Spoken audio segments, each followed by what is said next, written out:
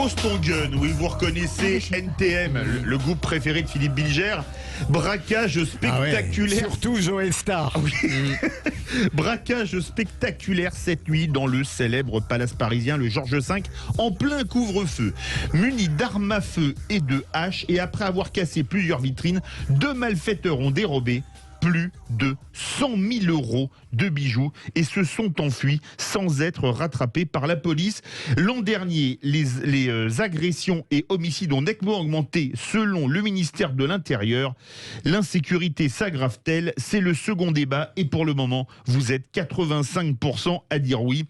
Philippe Bilger, vous savez que j'aime bien parfois être un peu provoque. Finalement, vous l'êtes tout le temps. Jamais. Finalement, on risque plus d'être verbalisé ou arrêté par la police en buvant un verre de rosé sur la plage, je reviens à Arcachon, qu'en braquant en plein couvre-feu le Georges V. En plein centre de Paris. Pour une fois, vous êtes un peu trop provocateur, Philippe. Et évidemment, je reconnais bien le sens de la nuance de Sud Radio qui pose une question qui appelle une réponse. Et sérieusement, Philippe, bien sûr, il est paradoxal qu'on puisse opérer de cette manière dans une période où théoriquement les transgressions devraient être plus visibles. Mais je ne voudrais pas qu'on induise à partir de cet acte audacieux mais qui n'a pas rapporté en définitive un gros butin pour ces malfaiteurs. 100 000 euros, c'est quand même pas mal. Oui. Non, mais par rapport à ce qu'ils espéraient, c'est évident, ils espéraient davantage. Je ne voudrais pas qu'on induise de cet événement quelque chose qui justifierait une approche globale. Vous voyez, je ne fuis pas le débat, mon cher Philippe, mais je suis accroché à mon sens de la nuance. Oui, enfin 100 000 euros, c'est pas beaucoup. Je suis un peu inquiet pour la note de restaurant quand il va falloir inviter Philippe Bilger. Céline Pina.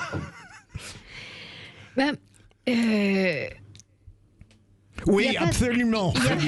Non, mais en fait, ce qui m'embête, c'est que je pense pas que ce soit là où la montée de la violence soit la plus révélatrice. Autrement dit, à partir du moment où vous avez un ensauvagement global de la société, mais qui est aussi lié à la récurrence de certaines difficultés, à des problèmes d'affirmation de l'autorité qui font que tout le monde se dit que pourquoi pas, les gens transgressent, il n'y a pas de punition, et puis punition sans punition, à la fin, on commet de plus en plus de choses. Donc oui, il y a, on sent ces derniers temps que les violences entre personnes augmentent en tout cas énormément. C'est dans un contexte global. Et malheureusement, je pense que le vrai problème, c'est qu'on n'a pas de réponse à la hauteur et qu'aujourd'hui, en plus, on se demande s'il est possible de donner une réponse, parce que le problème, c'est que pour arrêter la violence, il faut en commettre d'autres, et que l'image, vous ne pouvez pas maintenir l'ordre sans être brutal est compliqué dans certaines situations, et que l'image flingue complètement l'action des policiers. Alors moi je suis évidemment, je condamne ce braquage bien entendu, mais je dirais en fait si je les avais, c'est votre bandana. Voilà, et encore une fois je n'étais pas dans la bande, ce n'était pas moi, mais par contre je pourrais recommander à ces personnes que c'était peut-être pas la bonne stratégie, parce qu'aujourd'hui pour gagner beaucoup d'argent il vaut beaucoup plus parier sur le bitcoin ou les crypto-monnaies par exemple. Vous savez que maintenant les sommes en cause sont de plus en plus élevées. Délirantes. C'est impressionnant. Il y a aussi le marché des NFT qui concerne l'art digital. Vous savez, il y a une œuvre à 69 millions de dollars qui a été adjugée il y a quelques semaines chez Christie's par l'artiste Beeple, Mike Wickelman. Donc c'est assez impressionnant ce qui se passe. Et en fait, par ailleurs, aujourd'hui, la richesse de plus en plus va être totalement dématérialisée avec les bitcoins, les crypto-monnaies, les NFT, je l'ai cité pour l'art digital. Et donc peut-être demain, en fait, ces braquages-là, c'est les hackers en fait qui vont nous braquer. Exactement, parce qu'aujourd'hui, la richesse, la vraie richesse, aujourd'hui, elle est de plus en plus numérique et j'ai réalisé. Donc en fait, finalement, l'intelligence contre la violence. Ils n'ont pas été assez criminels, mon cher Tom. En fait, j'ai envie de dire qu'ils ne sont pas sur le bon créneau. Donc il y a deux types de créneaux.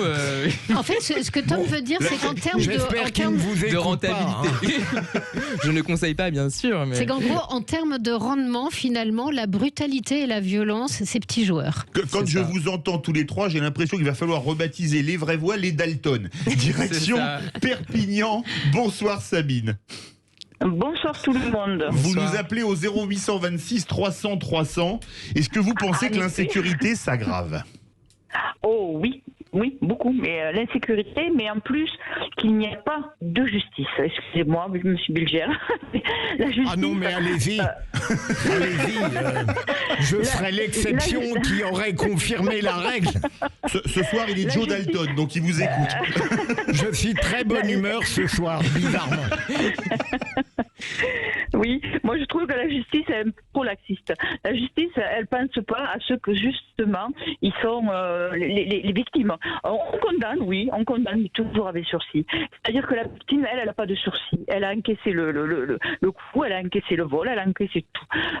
Voilà. Donc la justice, qu'est-ce qu'elle fait? Oui, mais je pense aux victimes, on les condamne, mais qui passent de la prison ferme, ou alors qu'on les envoie faire des travaux d'intérêt, ou qu'on leur fasse faire quelque chose pour rembourser ce qu'ils ont fait. Maintenant, on dit, oh, vous condamnez à 6 mois, et puis avec sursis, donc vous repartez au bout de la 15e fois, de la 20e fois. C'est quoi ça? Puis-je vous faire je vais donner la parole à l'avocat général qui va requérir contre vous, Philippe Bilger.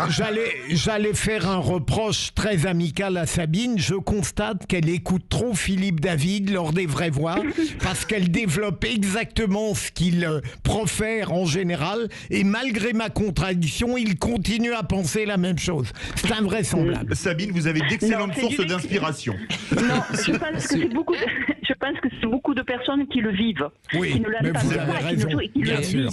Et Bien donc, sûr. à partir de là, je trouve que ces personnes-là qui le vivent méritent du respect et méritent au moins qu'on les écoute et qu'on les Mais vous avez raison. Ouais, mais c'est le cas. C'est certain, le cas. mais Tom Conan. ouais, moi j'ai pas eu tous les chiffres et je suis pas du tout un spécialiste de ces questions, loin de là, mais j'ai pas le sentiment, parce que vous savez on parle de sentiment d'insécurité, moi il m'arrive parfois d'être à Saint-Denis à 1h du matin. Bon, après je suis pas une femme, Il y a c'est un vrai. couvre-feu. Il y a un couvre-feu, mais il y a parfois il y a des non mais pas quand il y a des autorisations professionnelles, je peux aussi aller en dehors du couvre-feu. Et mais donc bon voilà, et je traîne mes guêtres dans pas mal d'endroits, et ce depuis pas mal de temps quand même, et je dis pas qu'il se passe rien, hein, il y a des insécurités à pas mal d'endroits, en région parisienne, il y a pas de doute, et ailleurs. Mais est-ce qu'il y a une montée de l'insécurité? Je suis absolument pas certain de ça, de ce phénomène-là.